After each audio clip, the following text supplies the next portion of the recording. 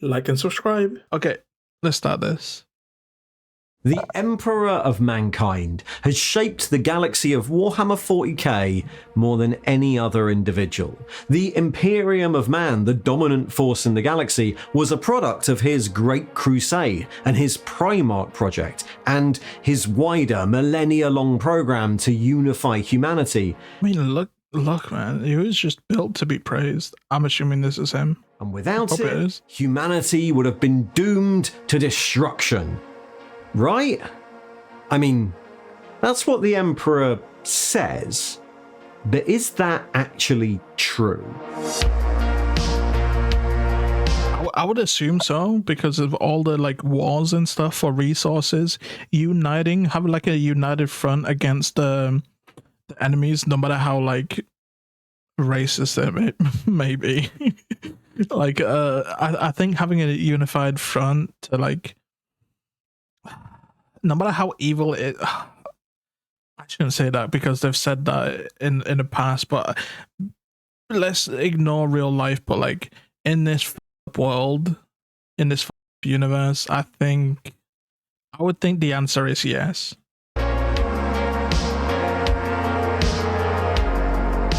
Did you know Tale of Four Gamers is now over on Arbeiterian's Precinct House? There's a link in the thing below.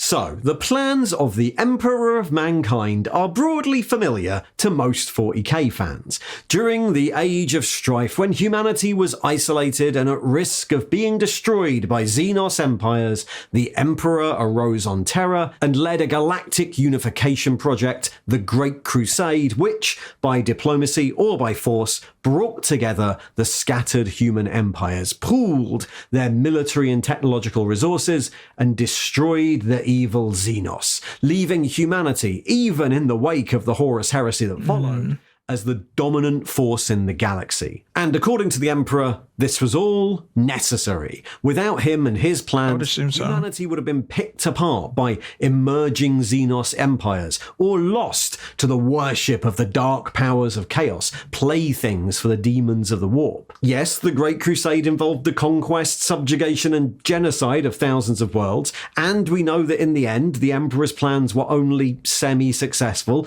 leading to the horrific and repressive Imperium of... God, I just love these pictures, these gothic, like, style, man. 40k, but it had to be done. It was the best chance available to humanity at the time. At least that's what the Emperor, beloved by all, said.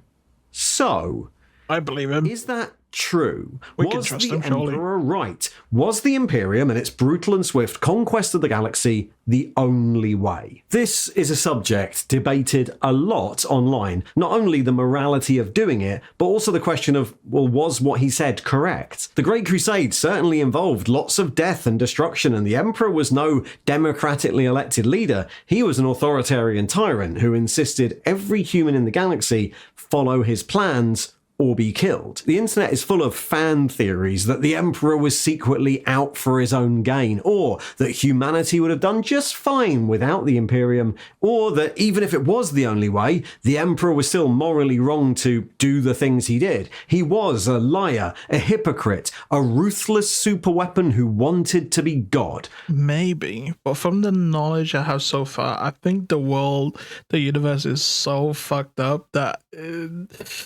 I hate to use the term, but necessary evil for like survival. But I think it's kind of true in this point. There's always lots of discussion on that topic.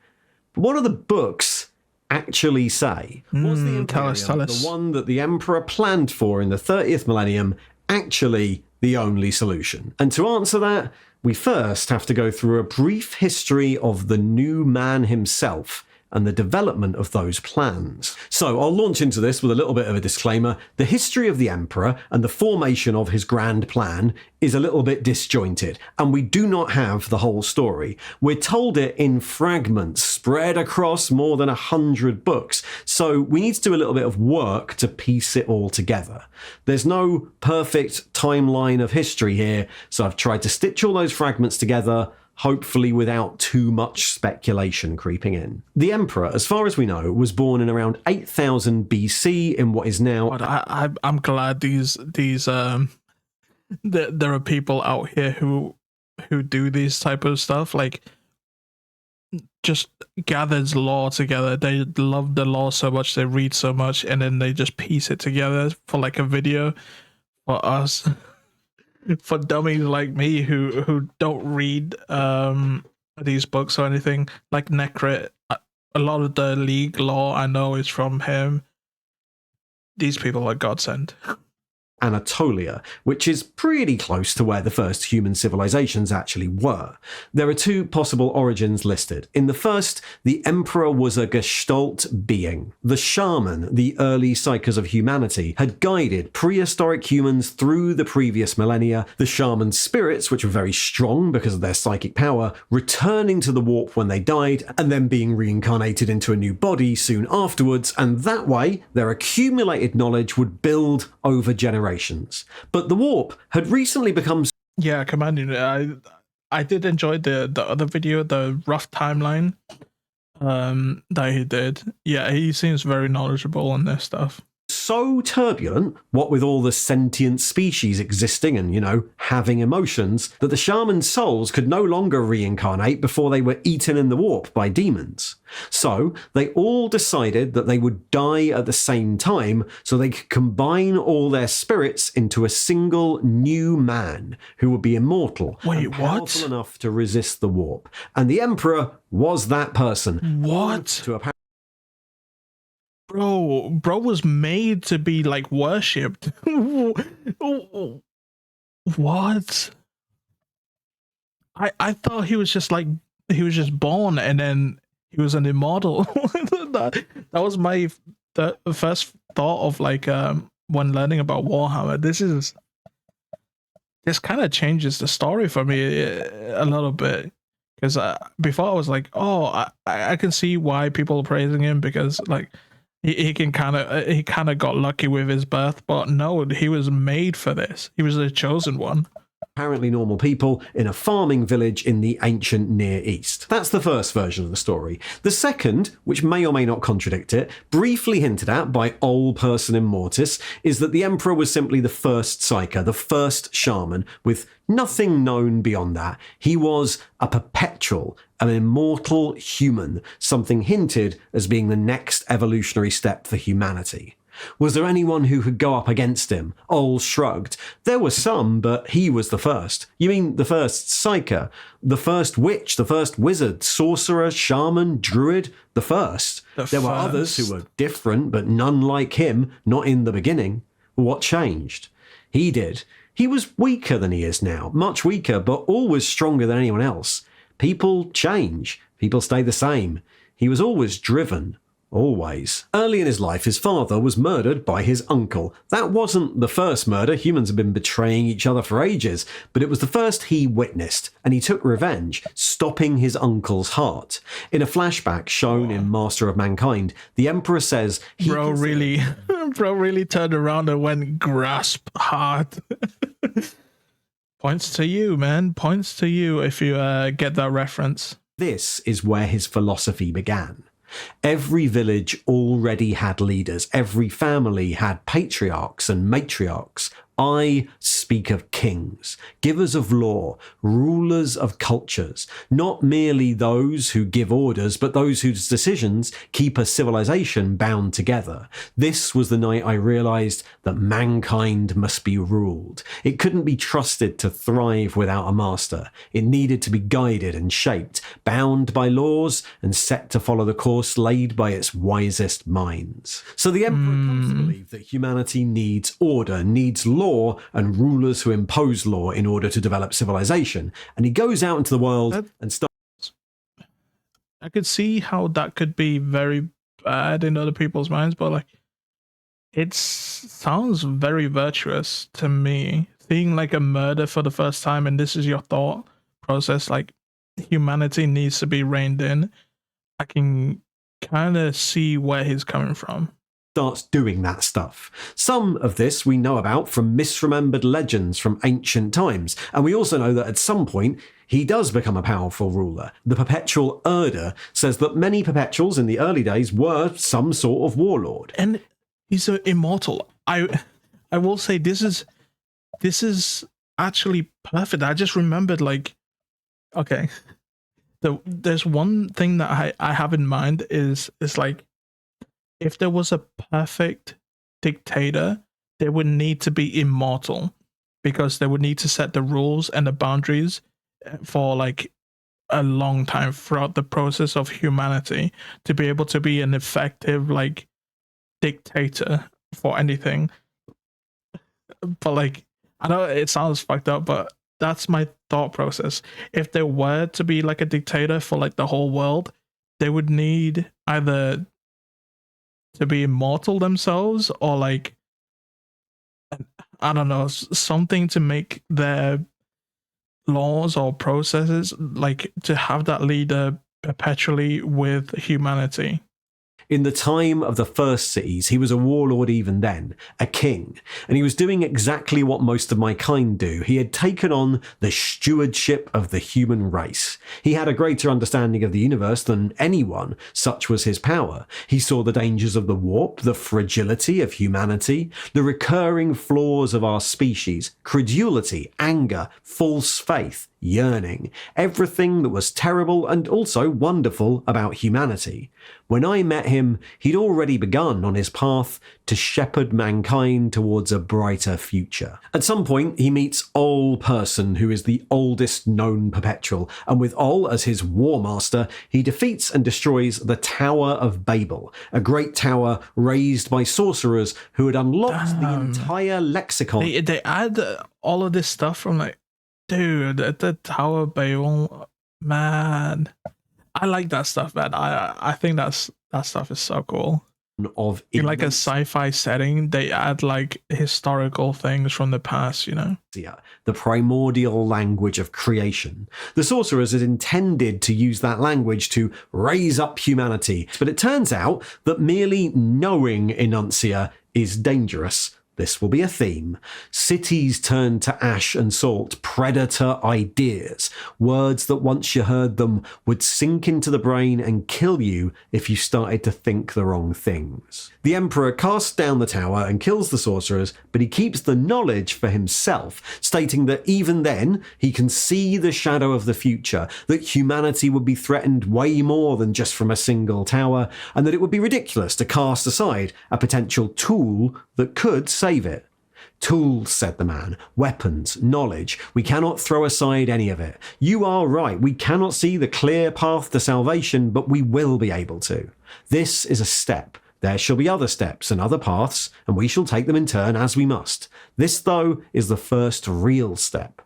Come, we're fighting a war the end of which no one else shall see. We cannot turn from the weapons that we have, nor those that Providence provides. A glass to see further. It's kind of like the Brotherhood, right? If they just take all the technologies, it doesn't matter if they know how to use it or if it's super dangerous. At one point, they'll find someone who can use it. They'll keep it in their back pocket. A word to open hearts, a sword to kill unborn gods. The man in the crown nodded and gestured to the symbol-covered pillars and walls. Take this knowledge and the fate changes. Leave it and it unravels. It's a simple choice. But there are no simple choices, said Ol. But there are, said the man. It's just the consequences that are complicated. So the myth of the Tower of Babel dates from about 4200 BC, so this is quite early in the emperor's life, and we have codes of laws in real history from about 2000 BC, so evidently the emperor's ideas spread to some degree.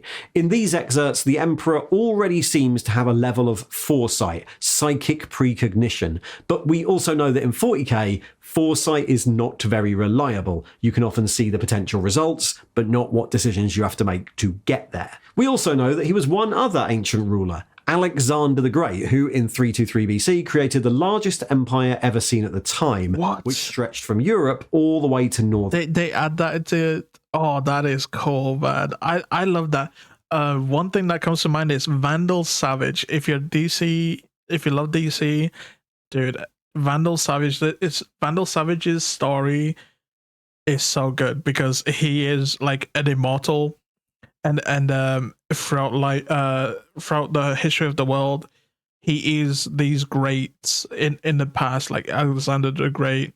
He goes through life like that. In India. In a fevered memory, Horus says that the emperor once told him that he was Alexander, who wept when he reached the banks of the Hyphasis, the Beas River, when he found there was no more that he could conquer. Anyway, he came to the river Hyphasis and crossed it and wept, for, as he put it, there were no new worlds to conquer.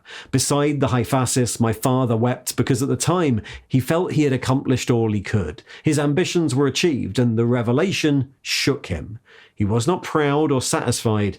He was bereft. In fact, the original quote from Plutarch says he wept because he realized there were infinite worlds to conquer, which also makes sense because shortly after this, the emperor discovered the ancient Xenos device known as the Golden Throne under the sands of Asia, or maybe a device. Oh, I thought it was built.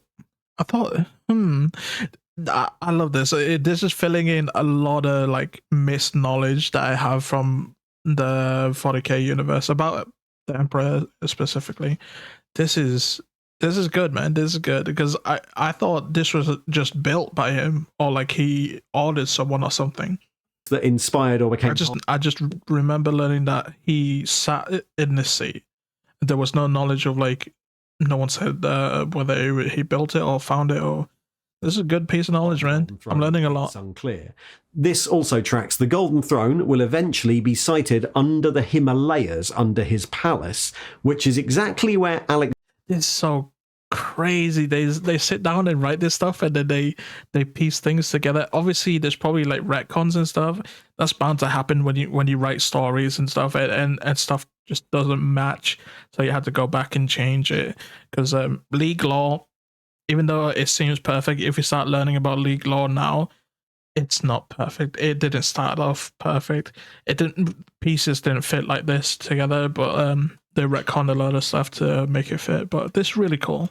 Alexander got to when he had his realization. And then in history, Alexander dies and his empire was immediately broken up by his squabbling generals, which does reinforce the emperor's original argument a bit. The minute he wasn't there to rule, apparently off studying the Golden Throne, the empire fell apart. That's the last we have of the emperor being an actual ruler. After this, coinciding with the discovery of the Golden Throne. How could you not, man? If you think, that humanity needs to be ruled, you just dip off somewhere and then you come back, everything is fucked up. It's a bit like Moses. Moses went up to the hill, got the 10 commandments, came down, everybody was fucking, well, they were fucking. and they were worshipping like golden idols and stuff. Bro, I see that. He seems to move into the background, and we're told he's guiding humanity without directly ruling over it. Kind of just confirms it, man. At some point in the Middle Ages, he briefly emerges as a golden knight who defeats a silvery worm-like construct in modern-day Libya and then imprisons it on Mars. This is implied to be a shard of the ancient Catan, the Void Dragon. And this event gives rise to the myth of St. George and the Dragon, where it's confused with historical St. George, who likely existed a lot earlier. St. George, that's crazy. Though not dead, the knight untied a long white banner from his shattered lance and bound it around the neck of the monster. With the dragon subdued, the knight turned to the astounded handmaidens and the people of the city who streamed from its gates in a riot of adulation. The knight raised a hand to quiet them, and such was his presence and radiance that all who beheld him fell silent. "The dragon is defeated," cried the warrior, "but it's beyond even my power to destroy, so I shall drag it in fetters from this place and bind it deep in the darkness, where it will remain until the end of all things." Other than that, he disappears from human history. Humanity grows, takes over the earth, expands into the stars, discovers the warp. So this is proof we did have dragons. Okay. Begins the age of technology. According to Erda, again, speaking way later, at all points during this, he's trying to hasten humanity along its development. He saw his own power and tried to use it. He tried to steer mankind towards a better future. He tried to raise the human race up to achieve its potential. And of course, because of his power, he was rather more effective than most of us. At some point in the age of technology, he travels on a generation ship with another perpetual, Olivia Sureka, with a human expedition to colonize the world of Molech. That was a big time skip. Like he's building kingdoms and now he's in space. Happens to contain a mysterious portal into the warp. Nobody knows exactly what he does in there, but he comes out way more powerful. And there are numerous hints that he got more knowledge, or stole something, or did some deal with the powers of the warp, or gained... He became the fifth god of the warp, and then he left. I love speculating. This is just speculating shit, man. Control over it. Whenever it's mentioned, there are references to the Greek myth of Prometheus stealing fire from the gods. You have brought the Emperor face to face with chaos first found, closer than when he sat upon the throne or walked the shrieking halls of the webway, perhaps closer even than when he last faced the Four and took their fire from them on Molech. Again, we don't know exactly what happens here. It's one of the great mysteries of the setting. He gains mastery of the warp, and then that comes up a few different ways later in the story. During the age of technology, a few other things happen. There's mention of rampant genetic engineering as humanity is modified into a load of weirder and weirder things. There's also the vague implication that democracy isn't a thing anymore and hasn't been for a while. From the very few hints we get, they imply that it's all techno-rulers or warlords rather than enlightened republics. Also, humanity has started to evolve psychically, which is very dangerous. Psychers are popping up and they have no idea how to control their powers. And then probably need them in the future, man. There is the development of AI, which leads to a massive cybernetic revolt, which almost wipes out humanity. How much of that why is that in every story, man? Like AI gets created and then all hell breaks loose, man.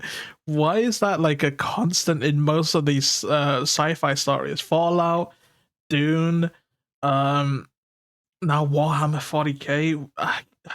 Dude, I'm trying to think. Like, even some of the older like 80s like sci-fi movies, AI is like bad, a big no-no. Emperor's involved in, we don't know. Erda again mentions that a lot of wars are fought in disguise between the Emperor and other Perpetuals trying to stop his plans, but we don't know any more than that. Some of us joined him, others decided not to. Some of us fought him. Several of the greatest conflicts in world history were caused by rival Perpetuals trying to thwart his program. This is followed quickly by the Age of Strife, in which the Eldari fall begins. The build-up to this clouds the warp, making warp travel impossible, and with no interstellar travel, humanity... This is when like the Eldari got like too decadent, too like bored of peace or whatever, right? And they started getting more deprived with like their desires or some shit. Fractures and all the problems we just said, especially the genetic engineering and the rogue psyker ones, get way worse. Worlds are swallowed by psychers gone wrong. Warlords turn humans into weird biomechanical monsters. Terror itself devolves into techno-barbarian nation-states, making use of horrific weapons and dark sorcery to wage their wars. And across the galaxy, any surviving humanity becomes a load of isolated civilizations that sometimes even forget where they came from. Then, after 5,000 years, the fall of the Eldar actually happens, the Chaos God Slanesh is born, the Eldar Empire is wiped out, leaving the Eye of Terror, a massive rift in reality, and the warp storms are blown away, leaving everyone else in the galaxy free to expand again. But the Emperor... Again, all the more reason why he should be unifying humanity, man. And some of the oldest lore out there, from Slaves to Darkness in the 80s, foresaw the fall of the Eldar and resolved that humanity was approaching a tipping point, in danger of being destroyed in a few different ways. First, when the warp storms come down, there was going to be a galactic free-for-all as various Xenos empires and species expand, and humanity needs to be ready to win that and not get immediately eaten by aliens, ideally ending up in a position where it can never again be in danger of Xenos conquest. or I guess in danger of being screwed over by some Xenos race doing the same thing as the Eldar and ripping a hole in Xenos. Then, now safe from real space domination, humanity needs to be able to evolve psychically in a way that doesn't result in them doing the same as the Eldar. Ideally, safe from as much of the predation of the warp as possible. So, along with a few other perpetuals, Malkador and Erda at the start, he embarks on a great plan, or rather, a series of plans within plans, with contingencies and backups and fail-safes all over the place in the hope that one path will work. Again, it's not clear if this is just part of his ancient program to elevate humanity or a new urgent rush for it, but it's this plan that we're talking about in the video. The plan has a number of different parts, all of which are reliant on each other. First, he decides to try being a leader again, to unify humanity under his banner, starting with Earth. Ideally, that's done by diplomacy, but it has to happen quickly, before the warp storms come down and leave humanity vulnerable. So Diplomacy. conquest is going to be a thing too, and that's going to require armies, and also making sure all the horrific old weapons of the Dark Age of technology are firmly in the Imperium's hands and nobody else's. Then, when the warp storms come down, those armies and their forbidden weapons need to be able to go into the galaxy and do the same thing. Unite all the strands of humanity, leaving none that are outside the control of the Imperium, and pour all their resources and their lost technology together to make sure humanity are left in the dominant military position in the galaxy. It's a good plan. Safe from alien conquest forevermore. Secondly, while doing that, he kind of needs to stabilize the human genome. Humanity had been mutated in all sorts of horrific, unstable ways by unscrupulous rulers over thousands of years. And so the plan was to try and stabilize that and establish a reliable, Oh my god, look at that nose. Bro's gonna... What the hell? It looks bigger than mine. Genetic base again.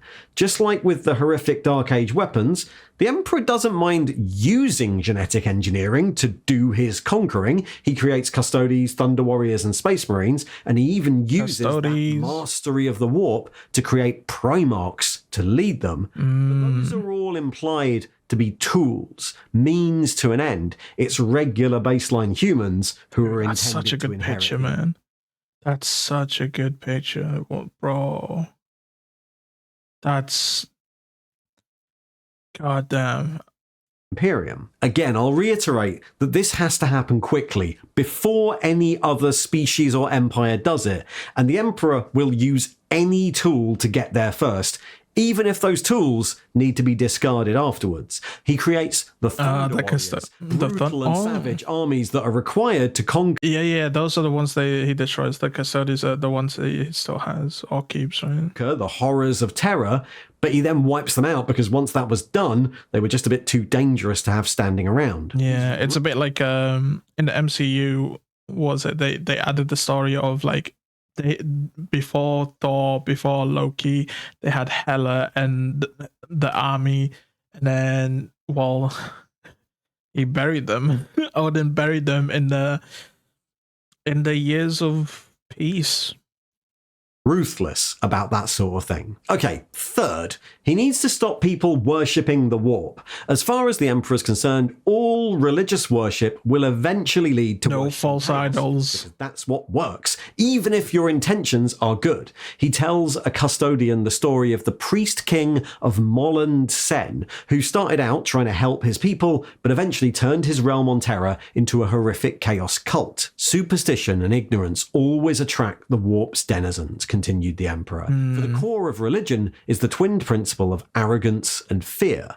Fear of oblivion, fear of an unfair life and an arbitrary universe, fear of there simply being nothing, no great and grand scheme to existence. The fear, ultimately, of being powerless. In fact, it's not just enough to stop worshipping the warp. Knowledge of the warp needs to be quite heavily guarded since, a bit like Enuncia, knowing about the warp can corrupt you. And if knowledge of the warp was... What? Just knowing? Bro, man, this warp is cheating, dude. What the? Widely taught, inevitably some humans would try and use it for personal gain. Humans are like that. However, realizing that a belief in something higher is very useful to unite people, he replaces religious worship by a belief in the manifest destiny of humankind, the glorious project of the Imperium. You can have faith in humanity, in the project. Loken says as much right at the start of Horus Rising. I am a man of faith, he said softly, and that faith is the truth of the Imperium. And despite being in the shadows for millennia, the Emperor emerges and becomes that figurehead, the great, giant, shining golden figure of awe, removed from and set above humanity, but crucially, not a god. Just publicised as the greatest human, the most powerful psyker. All person and Malkador and the Emperor all separately state that this is a performance. The man I once knew, he didn't really care for majesty or material riches. It was all just a means to an end. Everything was. The palaces, the titles, even the face he wore, they meant nothing to him. All that mattered was what they meant to other people. They were just aspects, signifying devices to carry authority. He had to look the part. To rule a galaxy, he needed a palace like this. I assure you, he would have as soon lived a monk in some stone cell or in a hut on a barren moor. He needed nothing, but no one would have taken him seriously. This monstrous, tasteless edifice is simply the natural conclusion of his progress. The Emperor doesn't really enjoy it, but it gives humanity a focus, and it also allows him that's to why people say he doesn't want to be worshipped. Okay, that makes sense now. easily control those Primarchs he created. He should have lent into it, man. He should have. Like, yeah, it's great to say like, oh, it's faith in the Imperium, but like, oh no, if people start worshiping him, dude, you should just go with it, because he'll be the constant, because he is immortal. Oh, I guess it can be bad now thinking about it, where he's ended up, like on the throne. I guess humanity doesn't really have him anymore, but so he's not really a true constant. Maybe the faith in the Imperium is better.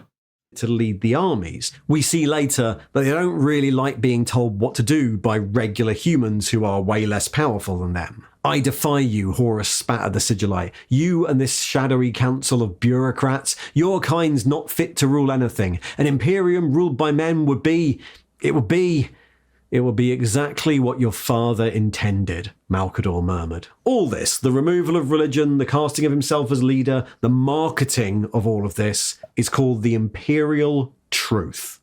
Fourthly, he has to control all the Psykers. Humanity was sprouting more and more Psykers, and they can be really dangerous without proper training, so Psykers needed to be controlled, ideally captured and funneled into useful Imperial institutions.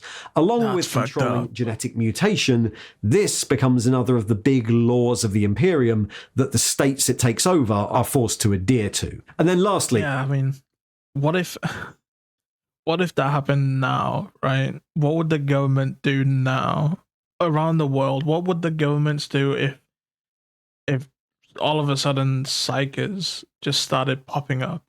Like, what could you do? You could go the dark route. I guess it probably won't work like that. Just rounding everybody up. But then there'll be like more psychers who like fucking despise that and will go against it. But yeah. Yo, Tyler, what's up, man? The only part of this that actually requires the direct involvement of the Emperor: stop using warp travel.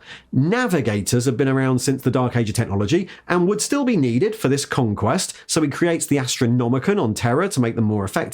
If you're on for any longer, I'm down to play like something. And he starts training astropaths to help with communication. But the real goal was that humanity should take over the webway from the recently destroyed Eldar, which would make travel and communication a hell of a lot safer. To do this, the Golden Throne had maybe been relocated, but certainly augmented in order to create a path into the webway from a portal under the Himalayas on Terra, under his palace. The bridging bit between that portal and the webway itself would have to be built by humans from psi-reactive machinery, but once that bridge was constructed, humans would be able to spread through the webway, make it safe, and stop using warp travel. Given that this is a massive psychic challenge, it seems to be the bit that the Emperor is most likely to need to do himself. Remember, he's created 20 loyal magic super generals, right, to do the real space conquering bit. Lastly, and I've said it already, but all of this had to happen quickly. It seems that the plan was for it to take no more than a few hundred years, and there are a number of possible reasons suggested for this. First, other alien species, or maybe some other warp-tainted humans, might try and do the same thing when the storms come down and build their empire. After this video, I'm down to do whatever. First. Secondly, the warp and the powers of chaos would be reeling in the wake of the birth of Slaanesh, and the Emperor wanted to get as much as possible done before they realised what he was doing. There is still this idea that the Emperor, when he was on Molech, played some trick or did some deal with chaos and is now going back on it, and he wanted to get all this stuff done before they realise. And lastly, whatever he did back then, it seems like it's causing the Emperor to lose his humanity. We don't really know what this means, but the implication is that his mastery of the warp allows him to draw almost limitless power from it, but the more he does that, the more he sort of unravels or becomes... I'm telling you, man, he's the new god of the warp. I'm telling you, man, bro went into the warp, came out more powerful. Now he can use the warp to create a better way for them to travel without actually going through the warp. Bro, he's the new god. No, it has to be something, man. It has to be something like that. There's no way. That's what this is leading me to. Human. So by setting all this in motion, possibly creating the Primarchs, possibly the bridging of the webway, by grabbing the power needed to do all that, he also puts himself on some sort of clock. He's taken to referring to them as his sons. Can you imagine that? Neither could I until I heard it from his own lips. There might even be some lingering attachment there, though how long that will last I cannot say. Valdor hesitated. Then his human sentiments, they're still ebbing? As he predicted, all things have their price. All of this is still a long shot. The Emperor and Malkador are not omnipotent. Prophecy in 40k is not a very reliable art. So in attempting this, they are above all pragmatic. They put in motion a million contingency plans, set up loads of stuff they think might be useful, and of course, they capitulate sometimes. They're happy to make exceptions to some of their big, publicised laws if it pushes the plan forward overall. For example, they allowed the Mechanicum to keep their religion because it doesn't seem very worrying as far as religions go, and because Mars was more useful as an ally. The early Imperium couldn't really afford the delay that a war with Mars would cause. They're also... Couldn't do much with Mars. Come on, dude. We have a solution to make Mars habitable right now, dude. Come on, man. Come on, dude. Aware of the scale of the endeavour and the immoral things they're going to have to do to make it happen. In their opinion, this is still the only way to really guarantee a safe future for humanity. But it's going to involve a lot of war and a lot of death. It is a conquest of the galaxy. They will have plans that happen in secret. They'll likely tell lies to preserve the appearance of the glorious Imperium, people united. Like any nation, there will be conspiracies and cover-ups, whatever gets the job done. And those will probably cause friction, and that friction might need to be dealt with.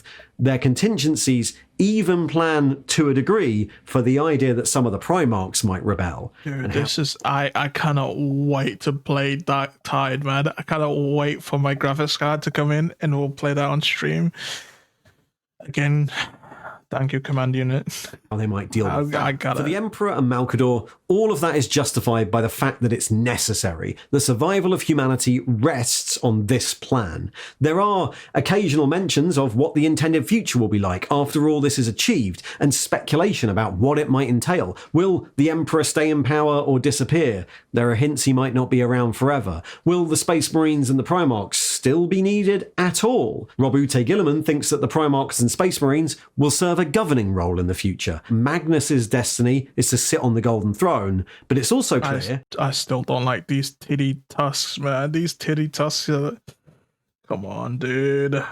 that the move is generally towards civilian human government. Unspoken understanding flowed between Magnus and the Emperor. Everything Magnus had done was laid bare, and everything the Emperor planned flowed into him. He saw himself atop the Golden Throne, using his fearsome powers to guide humanity to its destiny as rulers of the galaxy. He was to be his father's chosen instrument of ultimate victory. It broke him to know that his unthinking hubris had shattered that dream. The Emperor never reveals what the full plan is once humanity's survival is achieved and they're safe to mature into a psychic species. We only know that the Emperor wants to ensure that it happens. What we do know is that the Imperium that we recognise from 40k isn't it, because these plans don't all work out. The Imperium of 40k is not what the Emperor set out to create in 30k. So, that's his plan. What actually happened? Well, the Warp Storms come down, the Great Crusade starts, and Malcador and the Emperor begin the gamble. There are, of course, some problems. There's an early rebellion, the Palace Coup, when the first Grand Provost Marshal discovers that the laws the Imperium says it rules by, that it's united humanity under, don't actually apply to the highest powers in the land. But the biggest problem is when both the Perpetual Erda and the geneticist, Amar Astarte, horrified at the scale of these plans and the death it involves, try to sabotage the Space Marine project. What? Apparently they thought the Emperor was taking too many risks, which I think is probably true. The question is, are they justified? He was taking risks. One by one, Perpetuals allied to him slipped away. He was glad to see the back of them, I think. He was tired of their objections and weary of their caution. He wanted results. He became angry. Screw him, man. Screw him. Change. People don't like change, man. If they're not going to change, get out. With minds get out of the way, man. His speed of thought and his genius, so most of us left him. Amar Astarte eventually tries to sabotage the Space Marine project, which causes massive setbacks in early Space Marine production, and Erda causes the Primarchs to be scattered through the warp to various planets across the galaxy. So the Great Crusade has to start without its main generals. And I think this is probably the single biggest problem that screws up the Emperor's gambit. The Primarchs are not just useful as generals to go and do the unifying while the Emperor does the web. Ultramarine still looks so good. Oh, they're the basic ones, and it's top tier still, man. Bit, but also because Ray they color stabilised the scheme. Space Marine Legion's gene seed. If they had stayed on Terra, not only would there be 20 Imperium-raised superhuman generals from the very, very start, but also the initial Astartes legions could have been a lot bigger. Them being scattered is a massive delay to a project that we already know has a time limit. The early Crusade then has to be led by the Emperor in person. We don't know if that was the plan, who is also trying to find his Primarchs so that he can get the plans back on track. And those Primarchs have now been raised in all sorts of human societies, some of them horrific and damaging, many of them not really tallying with the Emperor's beliefs. Those who are found first get a lot of training and one-on-one time with the Emperor to acclimatise to the Imperium, but as the Crusade goes on and time runs out, there's less and less time available for that. The scattering of the Primarchs is a massive problem. However, despite that, the Crusade mostly does achieve the goals he sets out. Human societies are united. That's good then. Sorry, it's good. Nah, there's probably some snagging. Oh. Willingly or through something diplomacy, that happens. sometimes through force, which is obviously disproportionately featured in our books about wars. Aliens are killed. In fact, the Imperium faces at least 2 giant expansionist alien empires that seem to have the same idea, and it just about wins against them. And after 200 years, the plan has broadly worked, and at that point, due to a build-up of all the above pressures, the Horus heresy happens. It's worth saying that that's the snag. The Emperor. I forgot. I forgot. I was like, there's a snag that happens. Oh yeah, the Horus heresy. Yeah. Were those later found ones, shoved in charge of their legions in a rush as the Crusade neared completion. Anyway, the Horus Heresy happens, a rebellion by the Primarchs that was on a scale way bigger and more destructive than Malcador or the Emperor seemed to have ever envisaged. During this, Horus also goes to Molech and gets some of that warp power-up. We don't know if it's heretics, the same one. Man. Magnus accidentally destroys the Webway project by doing nothing wrong, so the Emperor is then confined to the throne for the rest of the war, holding the warp breach shut, and after a decade-long war that sets the galaxy on fire, eventually, Horus and the Emperor fight. In order to beat Super Horus, the Emperor initially attempts to draw a ton of power from the warp, more than he ever has tried to do before, but this actually turns out to be a trick. It seems that if he does this, he'll become so powerful and so inhuman that he'll turn into an entity called the Dark King and destroy everything. So, The Dark King. Oh. Dude, I'm so confused. Oh. I'm assuming him being the Dark King would be him being the god of the warp, maybe? But I still think he is anyway. Like, how could he go to the warp and become more powerful and now he's tapping into it? But, like, it's only chipping away at him, not, like fully changing him. I guess it's, like, probably the immortal thing from, like, the first ones. Not the first ones, the I forgot what it's called, but like them creating him, and him becoming the first Psyker. It has to be that has to be the reason why he hasn't fully changed. He has to be the god of the warp, man. Ol Person persuades him to let go of that power. Surely. Instead, he takes whatever core of humanity still remains within him and he hides it in the warp. That's the origin of the Star Child plot. And then he goes to fight Horus without his power-ups, in the knowledge that he's likely to lose even if he kills Horus. He has excised those precious human aspects to further steel himself against the pain of what will come after and the mandatory atrocities he will have to countenance in order to rebuild the Imperium. He has set those frail and cardinal virtues adrift on the tide of the Empyrean so that they will not immobilize him, and in the hope that one day he'll be able to reclaim them and be whole again. I watch that jettisoned fragment as it drifts into the void, just one more spark from this world bonfire. All his hope, his mercy, his grace, his love, cast into the lightless tracts of space and time. And that's what happens. The Dark King is avoided, Horus dies, and the Emperor is so wounded that he has to be permanently installed on the Golden Throne. Unable to influence his Imperium except through vague psychic visions, and where after 10,000 years he seems to have split back into the thousands of separate voices and personalities he started out as in 8000 BC.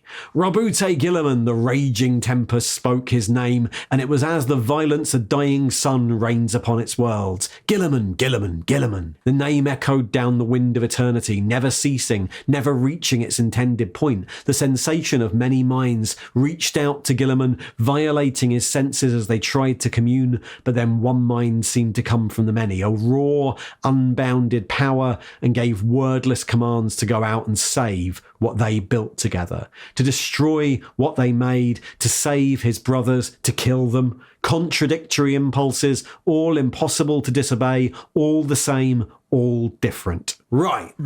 So, as far as we can tell from the books, that's what we know happened, and that's what the Emperor's plan was. We know that this great plan, the gamble made by the Emperor Malkador, didn't work out totally as intended. I'm assuming there's probably gonna be something that he could have done instead. Wait, why is there a picture of? That's crazy. We'll get to that. But was it wrong? If you go trawling the internet, you'll come across a load of opinions and theories about all this, most of which... From all this information, I would say no. I would say he should have gone harder, and he should have thought maybe the people under him could betray him. Actually be proven with actual law. One of the main issues is that a lot of the above is told to us by the Emperor. And we know that the Emperor has no problem lying or misleading people if it gets the job done. Also, some of the stuff that isn't told to us by the Emperor is told to us by people who have their own grievances and opinions. Erda is hardly a neutral source. So, is any of that true? At the time of the Unification Wars, many other rulers on Terra think that the whole guiding humanity for millennia story is made up, and the Emperor is just a bioweapon created in the Age of Strife. But we have Ol Person, who knew him back in ancient times. We have a couple of myths of ancient times, a couple of things where... It's crazy seeing older... Because wait, no, it's jarring because like it's sci-fi, and what they're wearing is like these suits and they're modified, but like they're suits of armor, and it looks older, but like seeing, I guess would be 21st century clothing.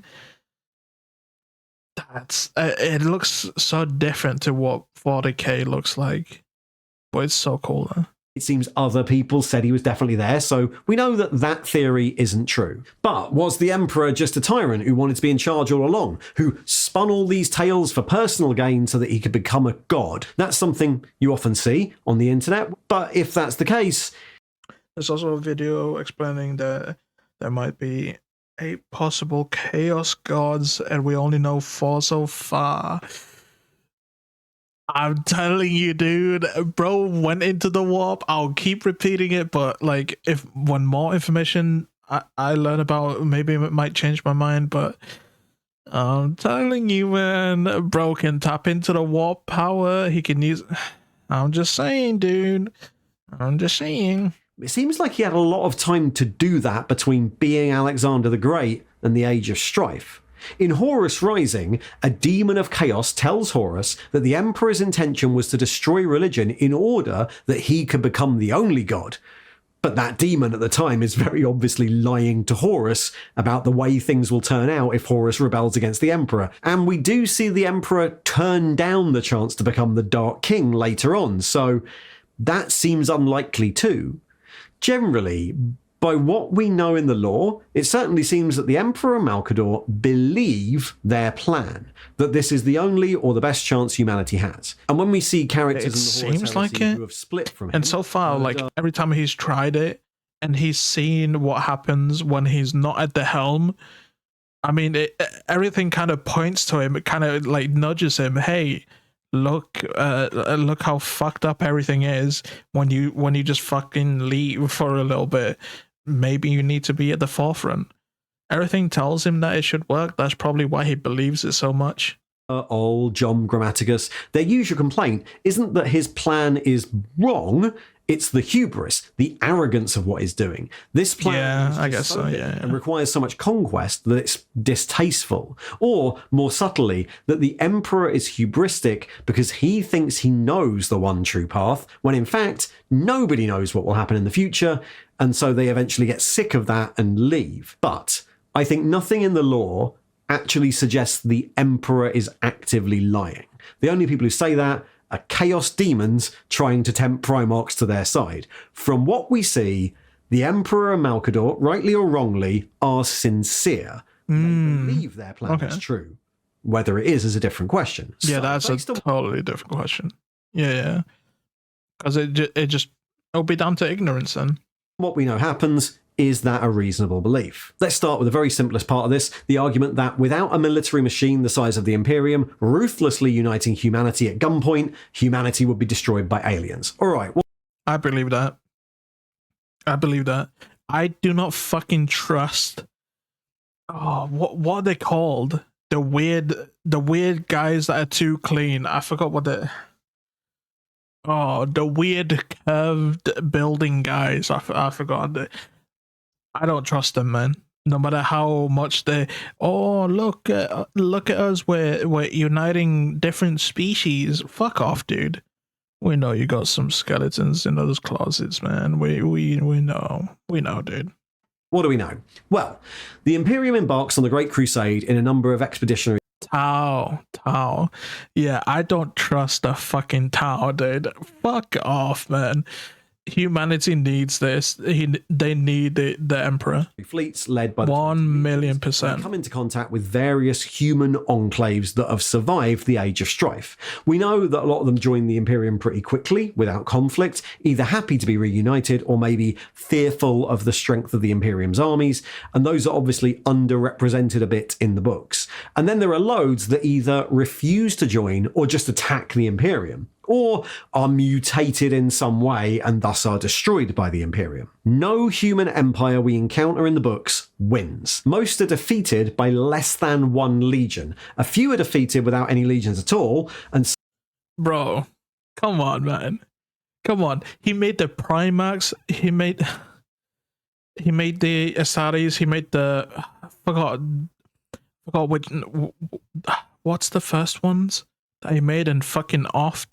Like without them, without the Primarchs and all the space marines, bro, humanity's cooked, man. They're just fucked. Some take detachments from a few legions working together to overcome, but no human empire we see in the books is anywhere near as militarily strong as the Imperium. Yeah. We can't say the same for the aliens, though. While the majority of alien species we see are overcome just as easily as the other humans, there are Thunder Warriors, thank you, man. Expansionist I'm glad alien species that are a genuine threat to the Imperium: the Orcs and the Rangda. The Orcs are a simple one. Pretty much as soon as the warp storms come down, the Orcs seem to be everywhere. They're the species the Imperium encounters most often across the galaxy, and it's not until the climactic fall of War-Urg at Ullanor, almost 200 years into the Crusade, that the Emperor finally thinks the Great Crusade is on the home stretch, and it's safe for him to go back to his lab and work on the Webway project. Yeah, no. Without the Emperor, I'm sorry, humanity going against like the orcs with Iron Jesus behind their backs, bro. No, there's no way. The Orcs are described in every way as being a major problem. The Rangda are a little bit more interesting. The Rangdan Empire was a Xenos empire in the galactic northeast that were a major threat to the Imperium in its first century. We don't know very much about them other than that they used horrific technology to enslave the populations of worlds they conquered, and that they were aggressive and expansionist. The Imperium fought 3 wars against them, known as the Rangdan Xenocides, and they almost lost. Whole legions were lost fighting the Rangda, and we know that the strongest legions of the early Crusade were reduced massively, almost under strength after it. Different legions became the primary ones after the Rangdan Xenocides.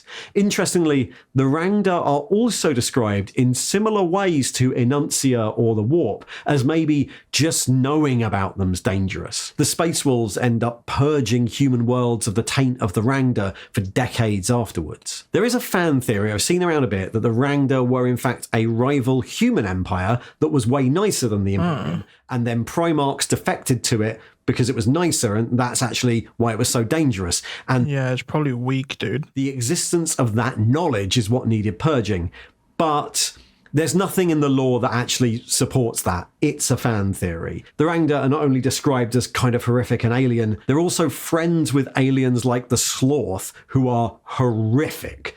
So that sort of implies they're not. What the? What the? Oh, that. That just made my skin crawl. Those fucking worms. A benevolent empire. Given what we know about all the different human enclaves that existed at the time, the Interex, the Alambic Quietude, the Earth of 6319, it seems very clear that none of them would be a match for the Rangda or the Orcs of 30k, both of which are very clearly expanding. None of them can stand against the Imperium, and the Imperium barely wins against the Rangda. Maybe another human empire or great alliance might have arisen that could have united humanity, one that isn't as bad as the Imperium, but again, we see no evidence of that actually happening. Most of the human enclaves that the Imperium encounters don't really... No, dude, fuck that, man. Fuck that. I'm if those are the enemies, bro, I'm ready to be subservient to the fucking Emperor, to the Empire, everything, man. Bro, if those are your enemies, dude, and without like the protection of like this dictatorship, dude, nah. Even though the warp storms have stopped, or they don't have warp capability anyway, or they don't have the resources to do what the Imperium does. I think without the Imperium happening, the Rangda or the Orcs would have won. That process might have taken ages. The Imperium... No, nothing about the Ragnar, but I believe the Orcs, man. The Orcs would win, man. Not by Not biased at all. human colonies in the 41st Might be my favorite, like non-humans. You know, millennium. not biased, Without unbiased. the Imperium or something equally powerful, it's reasonable to assume you'd eventually end up with an alien-dominated galaxy with the scattered remnants of humanity existing isolated from each other and being slowly picked off. They're needed. I was right, man. We don't know. I was right. I'm always right. I never lie. Not once. Not even once. Always correct. What else might have happened? Other things could have happened. But from the position of 30k, I think that is a reasonable assumption. Okay, so we know there were definitely some big alien empires that were very much a threat, but was the Emperor right to kill all the aliens? Yes. The general policy of the Imperium Yes. is that all Xenos must be wiped out to preserve the this best Xenos, chance man. for humanity. If humans are in charge of the galaxy with no competition, then they're free to concentrate on becoming a psychic species, essentially doing an Eldar without actually doing an Eldar. So is that correct? Okay, that one's a bit harder to answer. The majority of alien species in the galaxy of 40k or 30k seem to be quite innately hostile. Only trust humanity and the Imperium. Constitute a threat. But then the Imperium definitely wipes out loads of Xenos species that either pose no threat or just want to be left alone. Or Whoa. No threat now, but in the future, there will be. This is an inevitability thing, man. We have to cross our, we have to dot our I's and cross our T's. We just can't leave these dirty fucking Xenos like out there, man. That's just dumb. ones that actually seem quite friendly. I mean, we gotta trust the Emperor, man, with his final solution. Should I have made that joke? I shouldn't have made that joke. The Kinnerbrook, who are part of the Interrex. The Oh, Emperor's reasoning here is basically that aliens can't be trusted, at least not long term.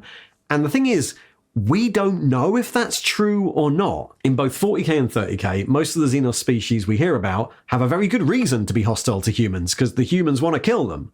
But also, the few examples we do have of aliens working with each other also seems to be very unreliable. The Cabal of 30k fracture apart, and in 40k, the Tau are the closest example we have, and their empire has a definite, like, Gross. brainwashy second-class citizen vibe going on. Disgusting, In the world, the only people who man. have a perspective long enough to make a judgment on this, people who were around before the Age of Strife and witnessed humanity's long history with aliens, are some of the Perpetuals, like Erda and Ol.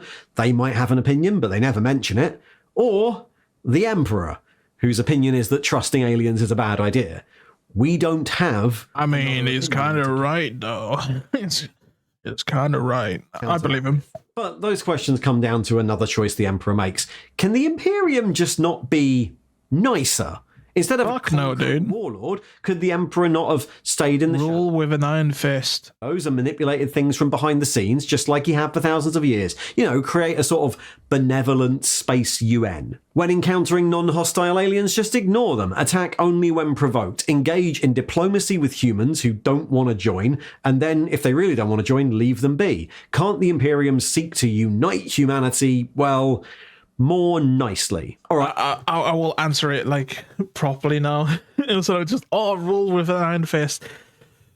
With something like this, if he truly believes that humanity is like in danger and he needs like some correcting and like to be able to survive and everything like that, he kind of has to do it this way, because doing it the nice way, well, that just leads to a lot of extra stuff. And well, we've heard it here in early in the video, there was a lot of things throughout his plan that he needed to do very quickly, and doing it the nice way, it would, dude, you're reaching a lot of snags and stuff. I believe the way he wants to protect humanity and have this rule, it kind of leads to ruling with an iron fist. That doing it the nice way would hinder everything.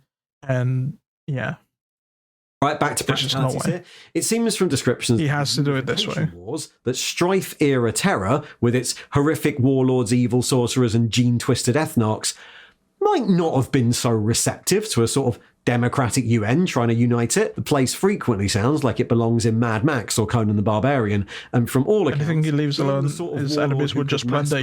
Things like Thunder Warriors and lead giant fist-fighting armies as a figurehead was kind of the standard way of doing things in the Age of Strife. Alliances with those warlords seems a bit unlikely, at least in the time frame the Emperor is working with.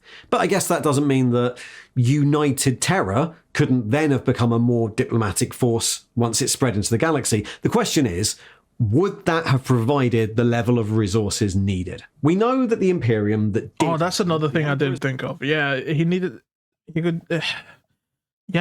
to do this to get all the resources. Like, without this, it's a lot of, like, diplomacy and stuff. Oh, hello, you have resources that we really fucking need now. Could we talk, please? Maybe? No. You got resources. I don't fucking give us the resources or die. Psych, just die anyway.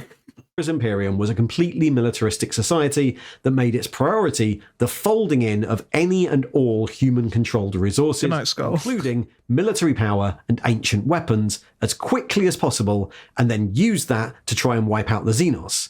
And as I just mentioned, even that was barely enough to win against some Xenos empires. I think it's probably fair to assume that if humanity had controlled less military power, fewer planets, they'll be fucked, or hadn't amassed its strength. This is one of those things where he should not hesitate in anything. He needs to go full force, Iron Fist style, just rule everything, take everything to be able to have humanity survive. It's just needed. Was the Emperor right? Yes. 1 billion%. Negotiation of membership, or had a structure that allowed individual systems to vote on their involvement in a particular war, these dirty Xenos. All their forces to the crusade. Well, then they would be in more danger of losing, right? And apart from the loss of resources, the other problem with letting human enclaves stay out is that they're dangers in and of themselves. The goal of all this is the psychic evolution of humanity, something that is going to happen anyway, but without some sort of guidance and control, risks humanity just doing an Eldar. Their newfound psychic power getting so out of control, they end up getting eaten by demons and maybe forming another Eye of Terror. The Emperor's view is that even knowledge of the warp is potentially dangerous and corrupting, and so that knowledge has to be carefully controlled, and he very much operates on a need-to-know basis about that. Even the Primarchs are considered not important enough to be informed about it. They have one job, and it's real space conquest. Don't ask about the warp. And we know that most of that is true from the rest of 40k. We know the warp's dangerous and that unchecked psychic power is dangerous, and that worshipping chaos and the warp, or having random road psychers, is a great way to eventually see your planet and any nearby planets getting eaten by demons. We know that chaos is corrupting and people can be lured into worshipping it stage by stage without realizing what's happening. All those concepts are pretty well established in the setting, so the Emperor is right about them. And obviously, leaving human planets to decide if they want to be part of the Imperium is that a massive risk. Psychic instances are increasing, so that planet is an ever-increasing risk of doing their own Eldar and destroying whatever bits of the Imperium are nearby. Now, we are given a couple of examples in the books that seem on the surface to contradict this. The Interrex are very aware of the warp, so much so that they leave one of the most powerful demon weapons in the setting in a museum, which suggests that, with the proper teaching about the warp, humans can see it more rationally as a dangerous thing that should be avoided. Again, this is more time. This just takes more time, with a bit more teaching on this. Dude, they don't have time, man. But the Interrex also have whole areas of their planets that seem to be demon-haunted caves where the rebellious locals... Well, there you go, man. And now we know the knowledge is corruption. Bro, these are humans, man. We get corrupted with the easiest fucking thing. Knowledge of this fucking power that we can tap into. You know, we can have the whispers in our ears telling us to use it. We're fucked. Engage in their old folk beliefs. So it doesn't bloody work. Prospero was a planet of psychers who seemed to be mostly plagued not by the Chaos Gods, but by other warp entities, Psychnoian. But while they have a much more holistic approach to the warp, they were still slowly being wiped out until the arrival of Magnus, who solved all their problems by being tricked into a bargain with Tzeentch. So that wasn't ideal either. And societies like the That's why he wanted to ban religion and not to peacefully talk about it. Yeah. Word Bearers' home planet of Colchis actively worship the Chaos Pantheon, but seem to be pretty stable for thousands of years. On the other hand, I don't think any of us would look at Colchis and the Word Bearers and assume there was no way they'd ever fall to chaos. We're given some examples about ways in which people deal with the warp differently, but none of them seem to be a foolproof long-term strategy for the evolution of humanity, it's just especially as humanity gets... Like I said, he needs to put his foot down and fist. I mean, look at history, man. If they put their foot down, if America put their foot down about fucking Hitler, dude, and not try and appease this fucking guy, I'm just saying, dude, it'll be less casualties, man. Gets more and more psychic. Now, if we're asking the question, was the Emperor correct? Was his plan actually necessary? Then I would say everything in the lore suggests the answer is yes. Yes, given the events we he witnessed is the chosen Imperium one. Hadn't existed, hadn't conquered terror, hadn't unified as much military might, recovered as much technology, gathered as many resources as quickly as possible, then one of the other Xenos powers would have won. And that would put humanity in a very precarious position, especially regarding safely evolving it into a psychic species. And in order to achieve that, the Emperor needed to create super soldiers and super generals to lead them, and doing that required stealing power from the warp, which seems to have put the Emperor on an even more strict time limit regarding his ability to remain human. I don't think the lore gives us a way out. We know that the Emperor was always trying to speed up the development of humanity, at least some might say he is inevitable. Seems pretty clear that the birth of Slanesh and the fall of the Eldar and the sudden clearing of the warp storms kind of forced his hand. If he'd waited calmly on Earth for humanity... Yeah, that's what I was thinking earlier. Like, if he probably had more time, he would probably think, okay, we can do it this way. But everything seems so far... Humanity was just on the brink of destruction completely. Naturally re-establish itself. If he'd slowed down his plans in any way, there's a pretty good chance humanity just no would be leeway eaten by the Rangda or defeated by the Orcs, or that individual systems would do an Eldar and fall apart in psychic overload. And we should point out that even despite the Horus Heresy, this plan does mostly work. Humanity does become the dominant force in the galaxy. Yeah, it does. And when he's sitting on the throne, they still chug along, man. They seem really strong chugging, dude. Wars, but not really existentially threatened by alien species for the next 10,000 years. It's only in the 41st millennium when... He's been watching humanity since long before anyone knows. So he knows what humanity is capable of and how he's... Yeah, that's one thing I didn't... Yeah, that didn't come to mind. Yeah, that makes sense. Like, he knows, like, if he gave humanity the knowledge of the warp, he knows how corruptive it is. Like, if humanity was less, like, corruptible, there might be a different story, but yeah, that's definitely a factor. Tyranids and Necrons show up, and when Abaddon creates the Great Rift, that there are any actual existential threats to humanity. Yeah. There's already a fair amount of speculation in this for one of my videos, but I think any other explanation involves even more speculation. I think the history of the Horus Heresy, all these books, basically confirm that the Emperor and Malkador were right to have a sense of urgency about this, and that humanity really was in danger of being destroyed if they didn't do their plans. Is that disappointing? No. Would we prefer it? To me, it's not. To me, I think it's good. I think it leads into the whole, like, the savior, a valid way to worship the Emperor. I think this leads into, like, the whole chosen one thing very well, and I like it. Some people might not like it, but I personally like it. If the Emperor's plans were just wrong, if he's just an evil tyrant, that could be interesting. I probably would like that as well, but I still like this part. Like, he is the chosen one. He was kind of created specifically, so, like, him not having any leeway, and this is the best plan that he thought of, but actually this is the best plan that could ever be done.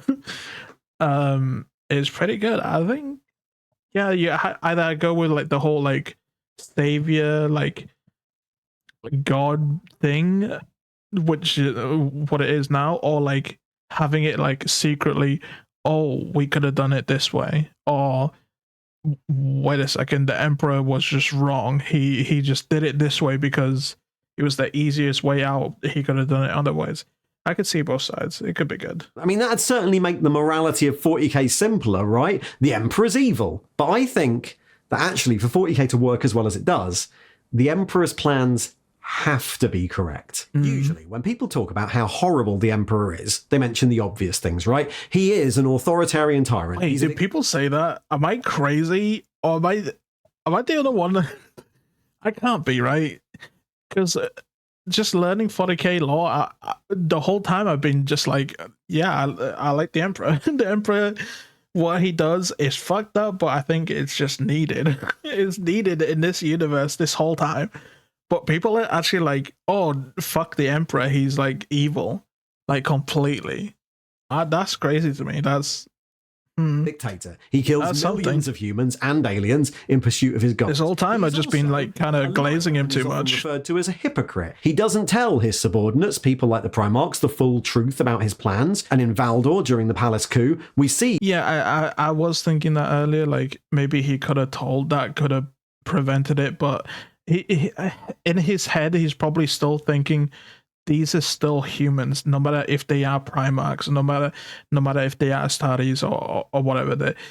These are still corruptible, and I think it's with the Horus heresy, it's kind of fucking true. It's kind of right. Maybe he could have told them, and maybe that would have stopped Horus from like getting whispers, getting like distracted by the war. But I don't know. I think it would still, it's inevitable. I think even if he did tell them, I'm pretty sure they would have probably been corrupted somehow.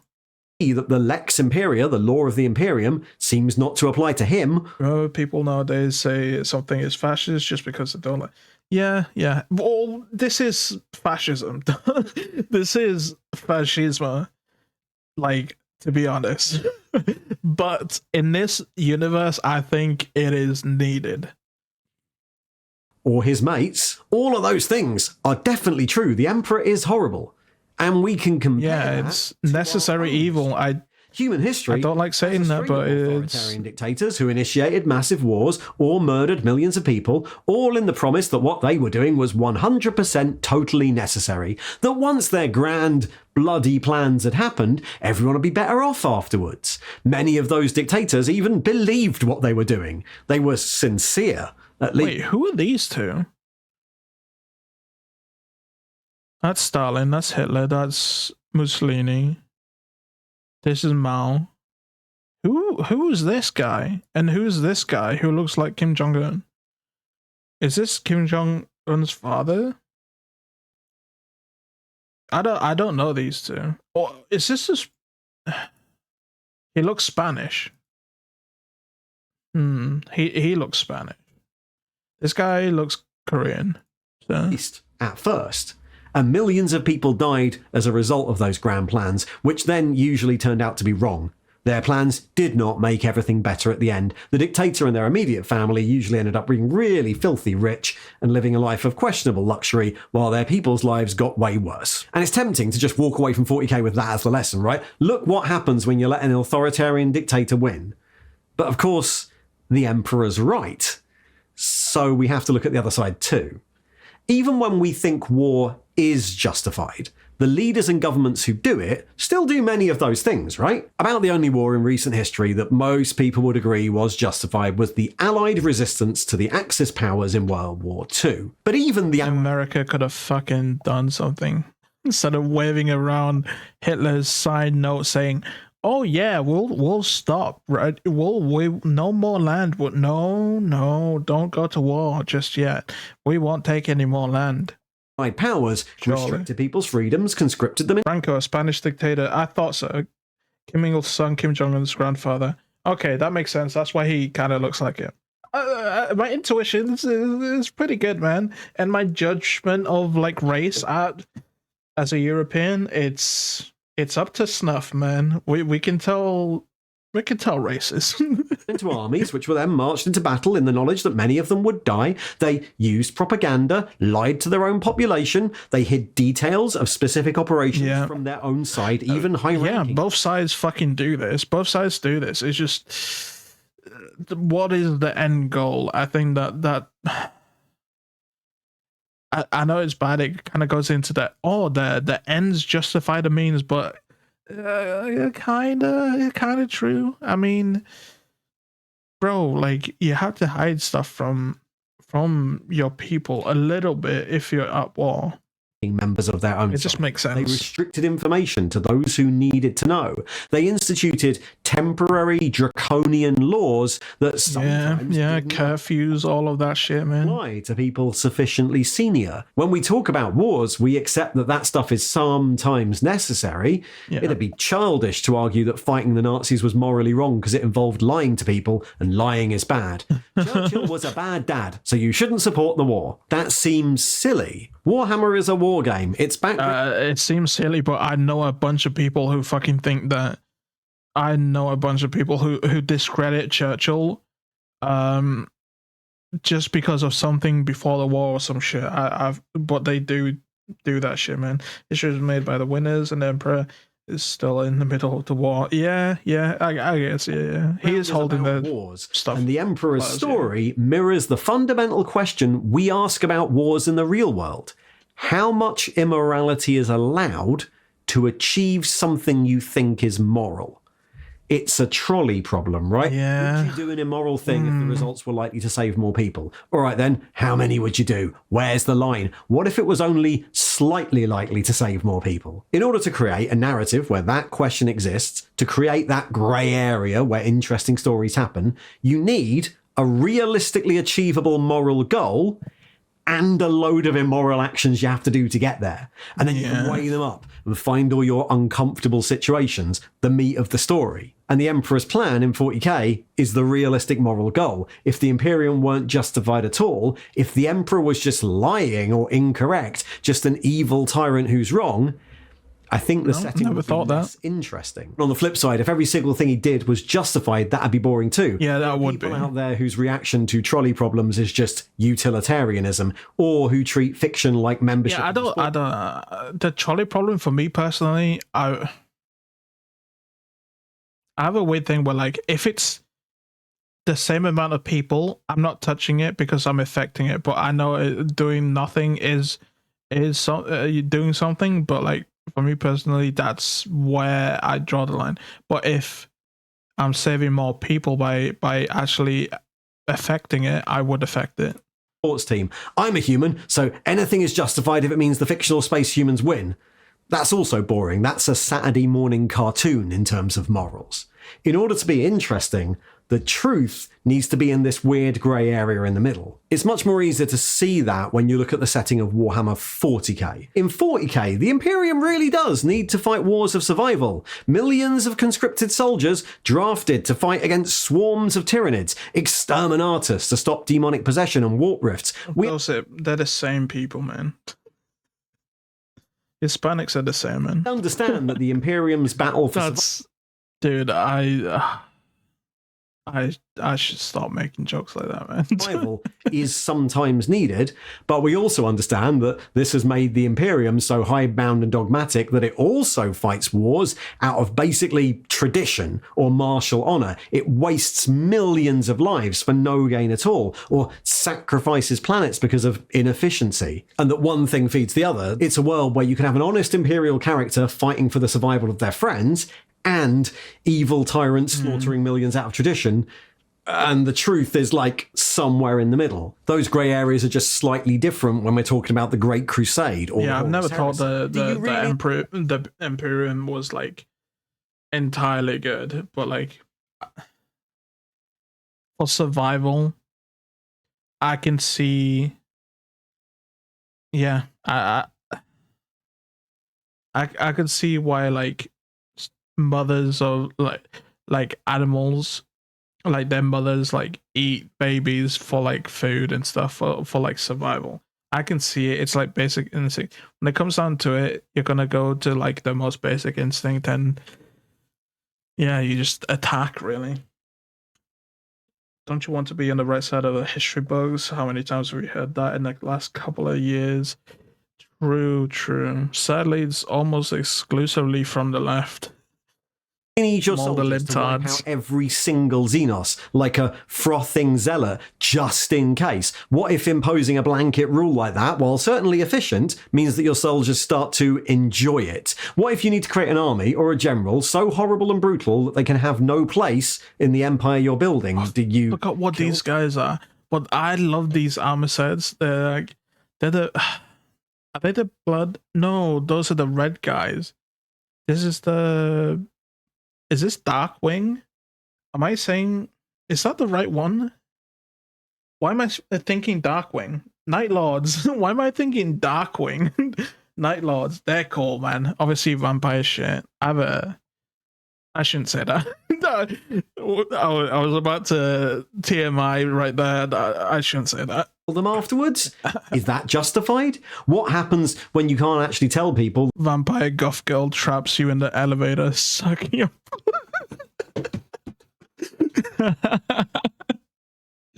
What is fucking wrong with me? The real reason they're doing all these things, so they start to speculate and invent their own reasons or their own better ways of doing things. What happens if you can't tell them the truth? What happens when your plan cannot possibly be delayed to fix anything that goes wrong? Was the Emperor's plan correct? Well, according to everything we can see from the lore, broadly, yeah. His plan was a long shot. It didn't completely work out, thanks Horus. Yeah, not all plans work out, man. And I think best they could do. Without the Emperor doing what he did, humanity would be at considerably greater risk of being destroyed or destroying itself. That is what the lore says. I love this video, man. I love this video, not just because it it kind of affirmed my assumptions. Nah, yeah, it's because of that. Does that mean it's morally right? Well, that's the same question we ask any time a war comes up. And the whole point of 40k is that you can't answer it. What's acceptable? How far is too far? These are questions raised constantly in the lore. The theme of many war narratives is to ask, at what cost? At what cost was winning achieved? Was it worth it? That question would be robbed of all its meaning if it turned out the goal was pointless all along. The Emperor's plans being right allows Warhammer to do that, to contrast the apparent requirement, the morality of that goal, with the reality of what had to be done to achieve it. And I think that horror, that tragedy, makes it a more interesting setting to tell all these stories in. Yeah. Thanks for watching. Perfect video, man. Perfect video. And once again, guess he was correct. Sometimes I'm just too tired, man. I get too tired of being correct. Goated video, man.